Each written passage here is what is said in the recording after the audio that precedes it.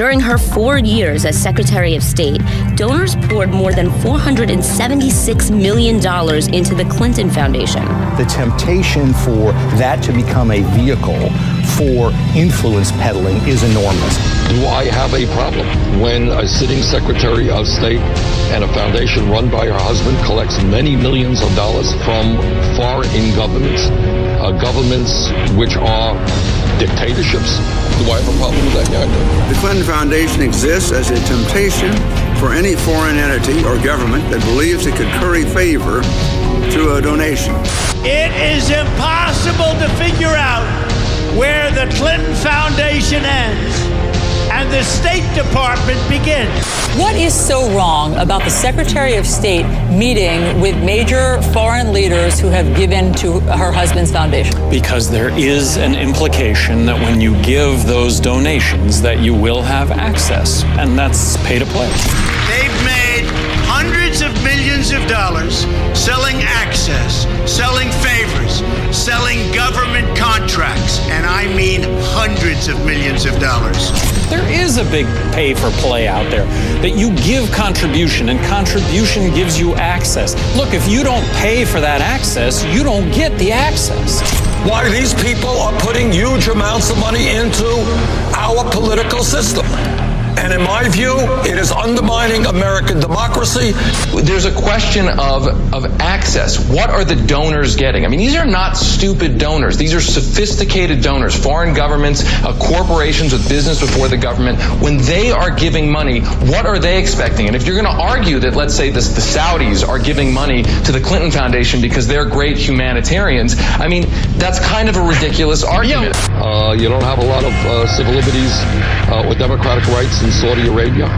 You don't have a lot of respect there for opposition points of view, for gay rights, for women's rights. I think it creates an appearance of conflict of interest. I do. I mean, really, we have to ask, what do the donors think they're getting, and why do they continue to give? The Clinton Foundation controversy stems from a series of emails from top Clinton aides, which says that the emails reveal a pattern of big money donors getting streamlined access to the Secretary of State's office. There's a troubling pattern of behavior, and this demands investigation. At the heart of the issue is conflict of interest. Namely, would a President Clinton give favorable treatment to a country or a company or a person who donated millions of dollars to the foundation? But you will not find that I ever changed a view or a vote because of any donation that I ever received. But, you know, anybody who knows me, who thinks that they can influence me, name anything they've influenced me on. Just name one thing.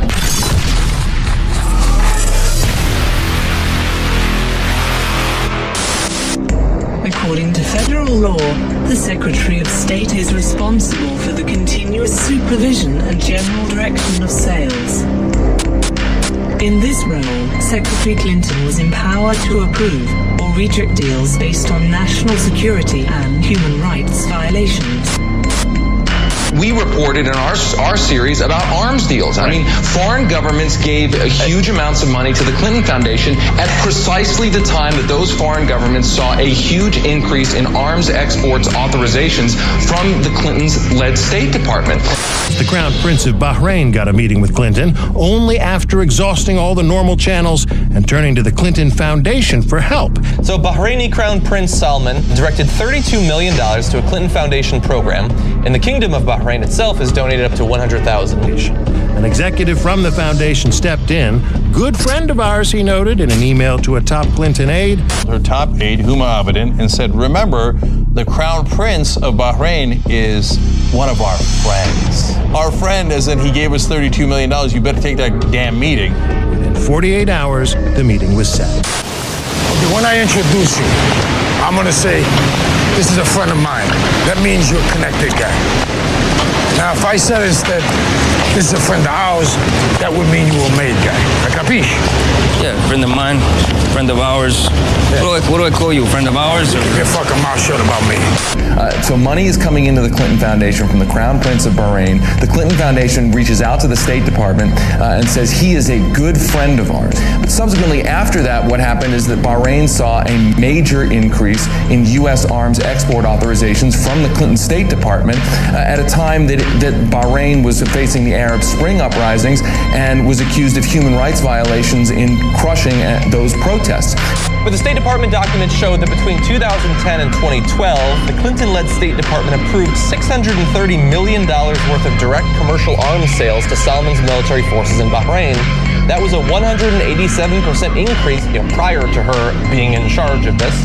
And the increase came as Bahrain was violently suppressing uprisings. And to see those weapon sales go up during that time, when we know that they are likely to be used against activists, against citizens of that country, that should bother us, but perhaps it's lubricated a little bit by millions of dollars being given to the foundation. $630 million in the amount of direct commercial arms sales. Yeah, that looks like corruption.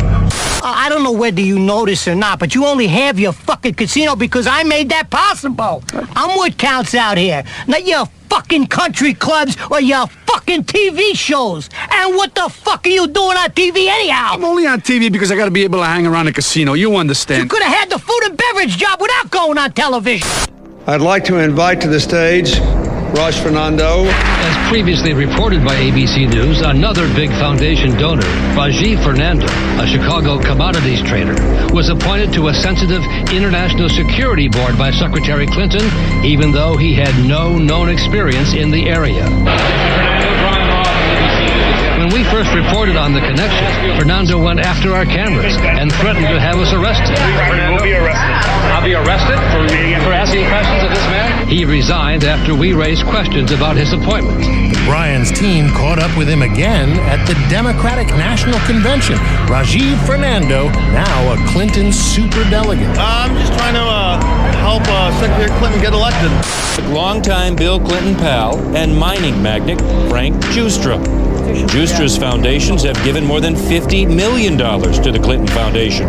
He's allowed Bill Clinton use of his private jet. And when a company he founded merged with another that became part of a Russian business deal that needed government approval, that deal got the okay from the State Department, run by Hillary Clinton. Monsanto, the food giant, has donated between $1 and $5 million to the Clinton Foundation, and it has had multiple partnership projects with the Clinton Global Initiative. In 2009, when Hillary Clinton took office as Secretary of State, Monsanto was actively lobbying the State Department for helping promote and open markets for its bioagricultural projects across the globe.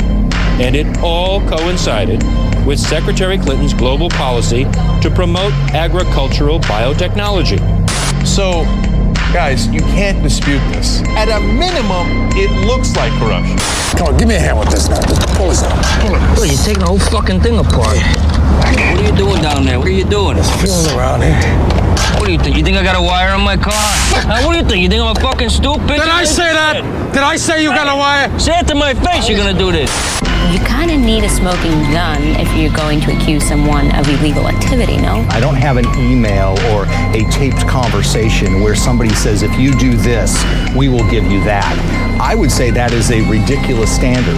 But it used to be in this country that a perception or a potential conflict of interest was enough to say, that's not something that people in government should be involved in. There is actually a memorandum of understanding.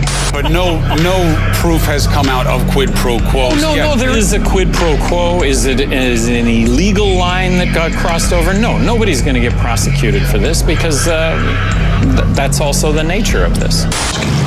You know who you're talking to, my friend? In all the 5 boroughs, I'm known. Forget about it. I'm known all over the fucking world. You pissing up the wrong fucking tree, my friend. I don't think the Clintons should be above the law. This is a couple that have been raising money from foreign countries. To me, it seems to be deception. Some of these laws apply to some lower people, but not to me. I'm Hillary Clinton. I don't know. My sense of trust is a little bit lost.